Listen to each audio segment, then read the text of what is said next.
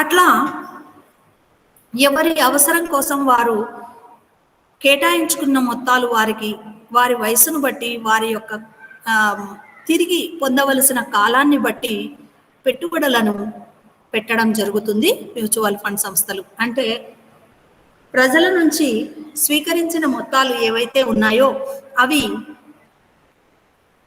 ఏ సంవత్సరాలకంతా తిరిగి వారికి చెందవలసి ఉంటుంది, వారు దాన్ని ఏ ప్రయోజనం కోసం ఎంత మొత్తాన్ని లాభంని దానిపైన ఆశించి పెడుతున్నారు అనే వాటిపైన ఆధారపడి ఈ పెట్టుబడులను చేయడం కూడా ఒక నిబంధనగా ఉంచుకోవడం మ్యూచువల్ ఫండ్స్ చేస్తాయి.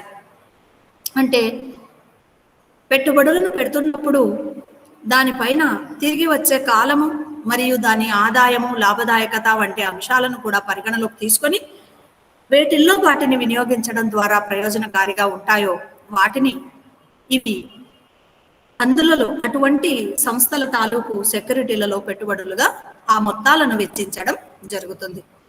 ఈ రకంగా పెట్టుబడుల వల్ల వచ్చిన లాభాన్ని అంటే ఆదాయాన్ని, ఆ పత్రాల విలువల పెరుగుదలను ఎవరైతే పెట్టుబడిదారులు అంటే ప్రజలు పొదుపులను పెట్టి ఉంటారో ఆ యూనిట్ దారులకు వాటిని పంపిణీ చేస్తాయి.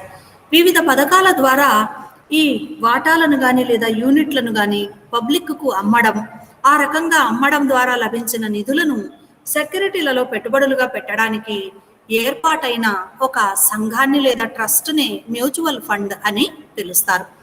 ఇట్లాంటి పథకాల్లో ఒక్కొక్క వాటాను ఒక్క యూనిట్గా భావించడం జరుగుతుంది. ఆ రకంగా చిన్న మొత్తాలలో యూనిట్లను విడుదల చేసి, వాటాలను విడుదల చేసి వివిధ పథకాల పేర్లతో వాటిని ప్రజలకు అమ్మడం ద్వారా వారి నుండి పొదుపులను సమీకరించడం జరుగుతుంది. ఈ రకంగా ప్రజల నుండి సేకరించిన మొత్తాలను వివిధ కంపెనీలలో, సెక్యూరిటీలలో పెట్టుబడులుగా పెట్టి వాటి ద్వారా సంపాదించిన లాభాలన్నింటినీ యూనిట్దారులకు కూడా వారికి ఇచ్చిన హామీ మేరకు పంచడం జరుగుతుంది. ఈ మ్యూచువల్ ఫండ్స్ విధానాన్ని నాన్ బ్యాంకింగ్, నాన్ డిపాజిటరీ విత్త మధ్యవర్తిగా పరిగణించడం జరుగుతుంది. అంటే బ్యాంకింగ్ ఈ ఆధునిక కాలంలో కొన్ని బ్యాంకింగ్ సంస్థలు కూడా వీటిని చేపడుతున్నప్పటికీ ఇవి ప్రధానంగా నాన్ బ్యాంకింగ్ రంగానికి చెందినవి. నాన్ బ్యాంకింగ్, నాన్ డిపాజిటరీ విత్త మధ్యవర్తులుగా వీరిని పరిగణిస్తారు. ఈ మ్యూచువల్ ఫండ్స్ యొక్క లక్షణాలు ఏ రకంగా ఉంటాయంటే, మ్యూచువల్ ఫండ్లు చిన్న పొదుపుదారుల నుండి అంటే చాలా చిన్న చిన్న మొత్తాలలో వారి పొదుపులను పెట్టుబడులు పెట్టడానికి సిద్ధంగా ఉండి కానీ ఏ సంస్థలో వాటిని పెట్టుబడి పెట్టాలో తెలియని, అదేవిధంగా చాలా చిన్న మొత్తాలను పెట్టుబడిగా పెట్టడానికి అవకాశం లేని వ్యక్తుల నుండి ఇవి యూనిట్ల రూపంలో, చిన్న చిన్న యూనిట్ల రూపంలో నిధులను సమకూర్చుకుంటాయి. కనుక మ్యూచువల్ ఫండ్లు చిన్న మధ్య తరహా పెట్టుబడిదారులకు యూనిట్లను విడుదల చేసి విక్రయించడం ద్వారా ఆ మొత్తాలను సమకూర్చుకుంటాయి. మ్యూచువల్ ఫండ్స్ ఒక ట్రస్ట్ లాగా కానీ లేదా నమోదు చేసుకున్నటువంటి వ్యక్తుల గుంపు లేదా సముదాయంగా కానీ వ్యవహరించడం చూస్తాం. మ్యూచువల్ ఫండ్లు పెట్టుబడిదారుల యొక్క ప్రతిఫలాన్ని పెంచేందుకు మరియు రిస్క్ను తగ్గించేందుకు సేకరించిన పొదుపులను విస్తృత స్థాయిలో నిర్వహణ చేపట్టి సెక్యూరిటీలలో ప్రధానంగా లాభాన్ని ఇచ్చే పోర్ట్ఫోలియో సెక్యూరిటీలలో పెట్టుబడి పెట్టడం చూడవచ్చు. మ్యూచువల్ ఫండ్లు ఇవి వ్యక్తులు స్థాపించవచ్చు లేదా సంస్థలుగా కూడా ఏర్పాటవ్వచ్చు. కానీ మన దేశంలో కేంద్ర ప్రభుత్వం ఆసక్తి మేరకు యూనిట్ ట్రస్ట్ ఆఫ్ ఇండియా మనకు మొట్టమొదటి మ్యూచువల్ ఫండ్ను అందించిన సంస్థగా మనం చూడవచ్చు. మన దేశంలో కేంద్ర ప్రభుత్వ ఆసక్తి వలన వీటిని ప్రభుత్వ రంగంలో మొట్టమొదటగా స్థాపించడం జరిగింది.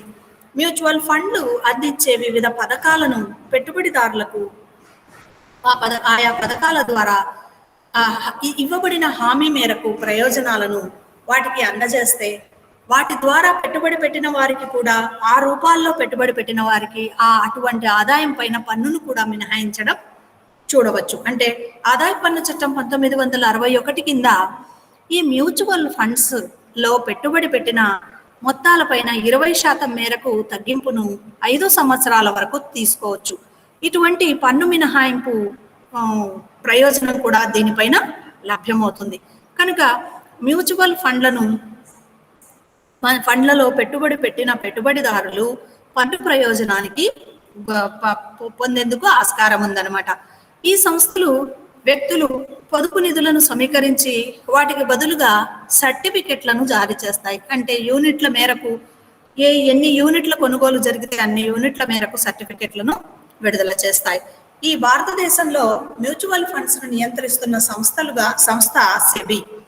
ఈ securities exchange board of India చేత ఇది ఈ మ్యూచువల్ ఫండ్స్ ను విడుదల చేస్తున్న సంస్థలన్నీ కూడా నియంత్రణ చేపట్టబడుతున్నాయి.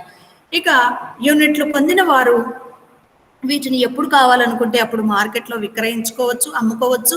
అదేవిధంగా వాటి డిమాండ్ని బట్టి సంస్థల యొక్క నికర ఆస్తుల విలువ ఆధారంగా వీటిపైన ధరను నిర్ణయించడం జరుగుతుంది. అంటే విడుదల చేసినప్పుడు వీటిపైన ఉన్న విలువ, ముఖ విలువ కంటే కూడా వాటి విలువ ఎన్ని రెట్లో పెరిగి ఉండవచ్చు, అంతకంటే చాలా తక్కువ సందర్భాల్లో తగ్గి ఉండే అవకాశం ఉంది. కానీ తగ్గి ఉన్న విలువకు కంటే కూడా చాలా సందర్భాలలో వీటిపైన ముఖ విలువను కంటే కూడా ఎన్నో రెట్ల విలువను, అవి అత్యధిక ప్రయోజనాన్ని సూచించే విలువగా నికర విలువను నిర్ధారించడం చూడవచ్చు.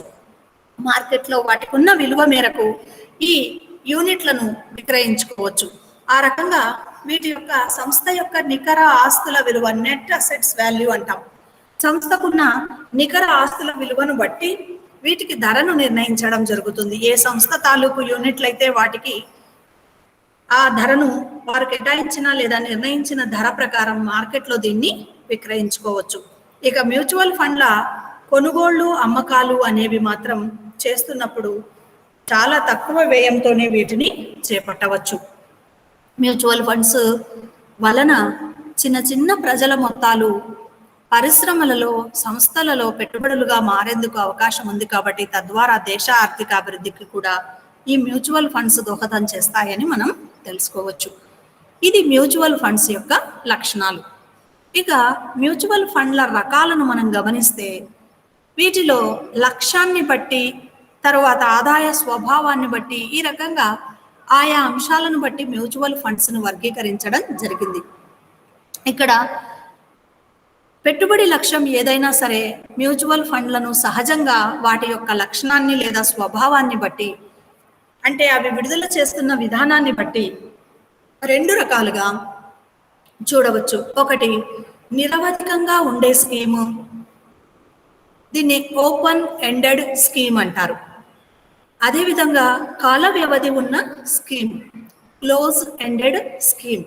అంటే నిర్ణీత కాల వ్యవధి పూర్తవగానే పూర్తయ్యే మ్యూచువల్ ఫండ్లు, నిరంతరం కొనసాగుతూ ఉండే మ్యూచువల్ ఫండ్ల పథకాలు మనం రెండు రకాలుగా చూడవచ్చు.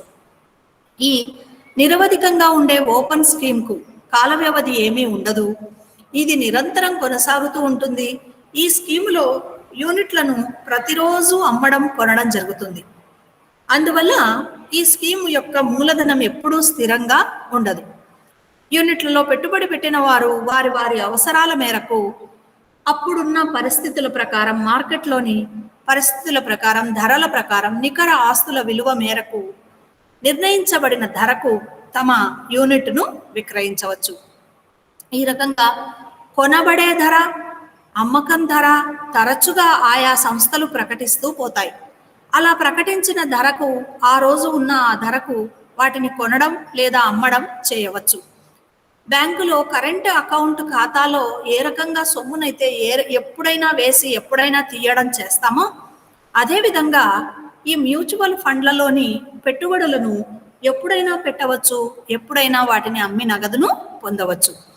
ఈ స్కీమును సాధారణంగా ప్రారంభించేటప్పుడు కొద్ది కాలం పాటు దీన్ని విడుదల చేయడం జరుగుతుంది. అంటే కొంతకాలం పాటు కేవలం అమ్మకాలను మాత్రమే చేపడతాయి.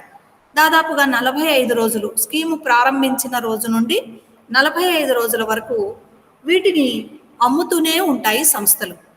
అలాంటి సమయంలో